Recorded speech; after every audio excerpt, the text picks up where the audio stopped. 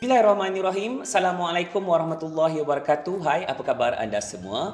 Kembali berjumpa dalam pembelajaran online kita pada kali ini. Kita akan teruskan pembelajaran kita dengan melihat topik yang berikutnya iaitu kaedah pengasingan sebatian, perubahan fizik dan perubahan kimia serta apakah perbezaan antara campuran dan juga sebatian.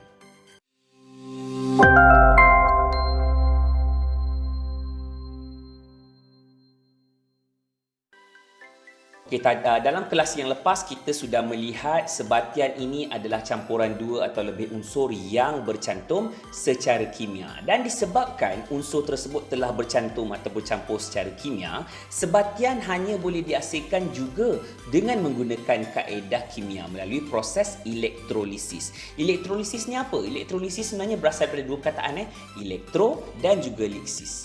Elektro ni, lisis maksudnya proses penguraian suatu bahan. Elektro itu proses penguraian ini menggunakan arus elektrik. Contohnya adalah air. Air sebenarnya adalah sebatian hidrogen dan juga oksigen. So, kalau kita gunakan kaedah elektrolisis, kita akan dapat asingkan hidrogen dan oksigen daripada sebatian yang kita kenali sebagai air. Okey, kita dapat lihat dalam video ini adalah susun atur proses elektrolisis air. Okay, kita tahu air sebenarnya adalah sebatian hidrogen dan oksigen, H2O. So, kalau kita laksanakan proses elektrolisis, kita akan dapat asingkan hidrogen dan juga oksigen. So, dalam proses elektrolisis ni kita akan nampaklah hasil eksperimen tu ada dua jenis gas. Gas hidrogen dan juga gas oksigen. Yang banyak itu adalah gas hidrogen. Yang sikit itu adalah gas oksigen. Nampak tak? Proses elektrolisis akan dapat mengasingkan sebatian kepada unsur-unsurnya. Okey? So, dapat lihatlah dalam ni. Nampaknya video ni dicepatkanlah. Yang bahagian yang banyak itu adalah hidrogen, yang sikit itu adalah oksigen. Inilah dia proses elektrolisis air.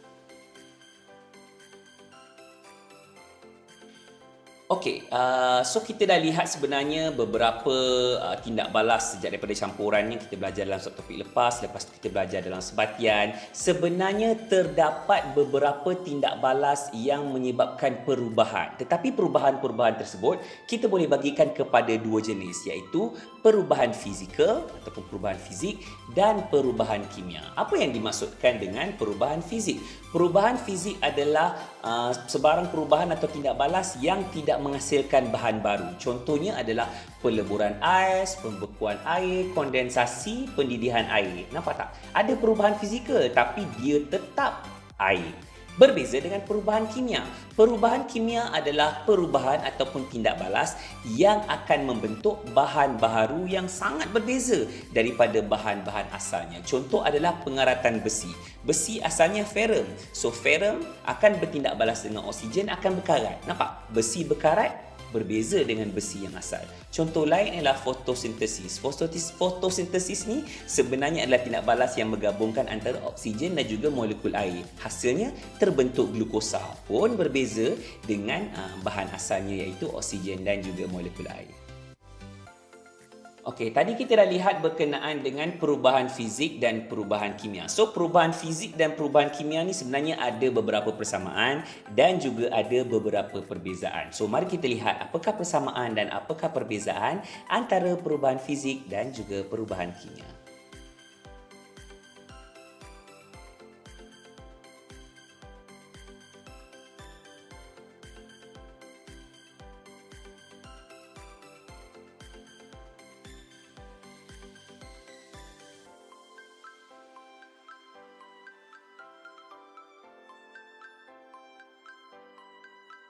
Okey, seterusnya kita ingin lihat perbezaan antara campuran dan sebatian. So, nak tengok beza dia, saya bawakan dua contoh yang paling mudah, iaitu besi dan sulfur. So, kalau besi dengan sulfur, kalau kita just kacau-kacau, itu adalah campuran. Tapi kalau kita panaskan, dia akan menjadi besi sulfida yang warna hitam. So, apa beza dia?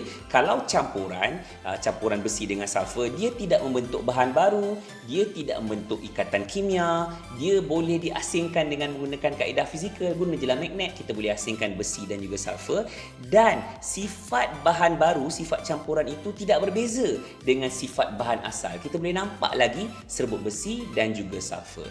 Berbeza kalau serbuk besi dan sulfur sudah bercantum secara kimia membentuk sebatian. Sebatian besi sulfida. So sebatian ini dia akan bentuk bahan baru, dia akan membentuk ikatan kimia antara dia punya molekul ataupun atom dia, dan sebatian ini hanya boleh dipisahkan melalui kaedah kimia. Tak boleh guna magnet je nak asingkan, tak boleh. Dia mesti gunakan kaedah kimia.